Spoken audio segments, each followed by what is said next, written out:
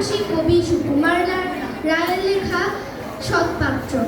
শুনতে পেলাম পোস্তাগিরি, তোমার নাকি মেয়ের বিয়ে। গঙ্গারাকে পাত্র পেলে জানতে চাও সে কেমন ছেলে। মন্দ নয় সে পাত্র ভালো, রং যদিও বেজায় কালো। তার উপরে মুখের গঠন অনেকটা ঠিক প্যাঁচার মতন।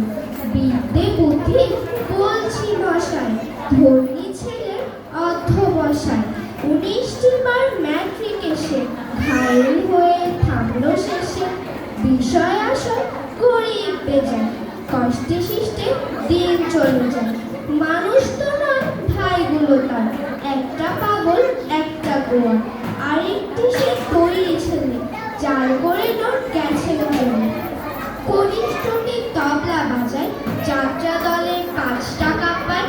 গঙ্গারাম তো কেবল ভোগে, পীরের জ্বর